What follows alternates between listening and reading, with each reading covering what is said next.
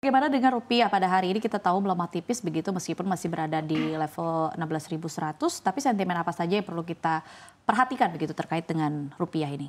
Ya, yang dimana kan pada esok hari kan akan ada pidato dari para pejabat The Fed ya, yang dimana akan memberikan kisi-kisi apakah kebijakan pemangkasan suku bunga untuk US sendiri akan lebih dekat.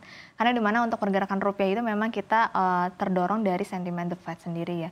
Yang dimana kemarin untuk para pelaku pasar optimis nih bahwa The Fed ini akan memangkas suku bunga 2 kali di September dan juga di Desember. Dikarenakan kemarin kalau kita lihat data inflasi US itu turun dari 3,3% menjadi 3%. Kemudian kita juga harus melihat dari update data tenaga kerja yang akan rilis pada hari Kamis, ini juga akan mempengaruhi dari sentimen pemangkasan suku bunga The Fed sendiri.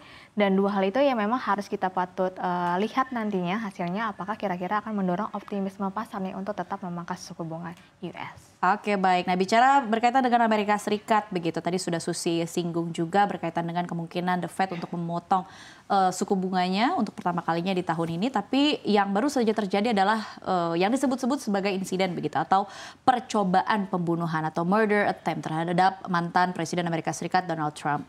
Di mana ini juga memberikan reaksi atau timbul reaksi dari beberapa negara besar. Tapi apakah dari insiden ini, kalau melihat memang ini kan bisa dikatakan bukan pertama kalinya insiden murder attempt terjadi di political Amerika Serikat. Tapi kalau Anda melihat apakah ini juga akan berpengaruh terhadap mungkin utamanya berkaitan dengan rupiah dan juga terhadap emas, Susi?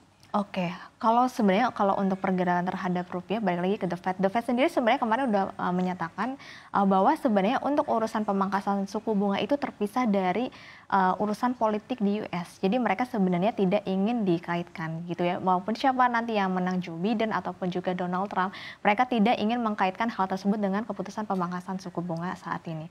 Kemudian kalau kita ngomongin emas nih, otomatis ketika ancaman pembunuhan salah satu calon presiden ini akan berlanjut nantinya hingga pemilu di November, otomatis ini memang ini akan menjadi salah satu faktor pendorong harga emas. Karena ketika aksi geopolitik yang makin memanas, salah satunya dengan insiden kemarin ya, otomatis ini akan mendorong emas, harusnya harga bisa menjadi lebih tinggi karena konflik politik ini biasanya memang mempengaruhi komoditas seperti logam mulia ataupun emas. Berarti dari insiden yang terjadi pada pekan lalu bisa dikatakan ini akan membawa dalam tanda kutip berkah begitu ya bagi emas ke depannya. Apakah Anda setuju bahwa proyeksinya emas ini akan terus naik ke depannya? Ya, yang pertama emas itu memang naik itu biasanya ada dua faktor ya kalau menurut saya. Pertama adalah masalah geopolitik di beberapa negara besar terutama seperti US sendiri. Jadi kalau misalkan politik untuk pemilu di November nanti ini makin memanas, ini memang bisa mempengaruhi pergerakan harga emas. Kemudian satu sisinya adalah dari hasil pemangkasan suku bunga. Ketika nanti suku bunga ternyata dipangkas nih di bulan September, otomatis dolar ini akan turun. Ketika dolar makin anjlok, ini justru akan diuntungkan untuk dari sisi pergerakan emas karena ketika dolar turun harga emas biasanya naik. Oke, baik. Lalu kalau selanjutnya yang menarik untuk kita bahas pada penutupan perdagangan pada hari ini berkaitan dengan sektor infrastruktur yang menjadi pemberat utama IHSG dengan pelemahan lebih dari 1%. Kita tahu di pekan lalu infrastruktur atau lebih tepatnya BUMN karya sempat menunjukkan tajinya begitu dengan penguatannya setelah pemerintah memutuskan untuk memberikan pinjaman begitu dengan pembagiannya masing-masing. Apakah Anda melihat kinerja buruk pada hari ini infrastruktur berkaitan dengan secara teknikal saja atau apakah Anda memang melihat ada sentimen lain?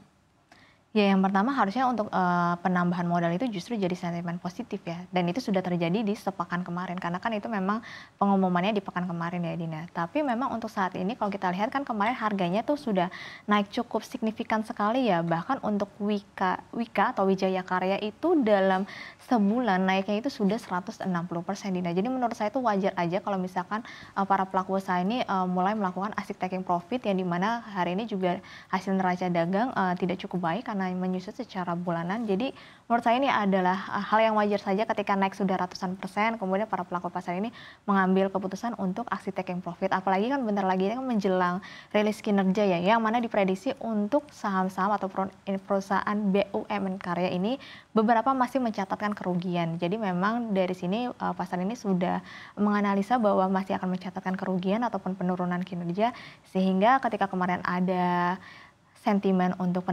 penanaman modal baru gitu atau penambahan modal itu menjadi sentimen yang cukup baik untuk dilakukan aksi taking profit. Nah, sehingga ketika sudah selesai masanya atau menjelang untuk rilis kinerja keuangan, nah ini sudah waktunya memang investor ini harus balik lagi nih untuk memilih saham yang lebih baik lah istilahnya.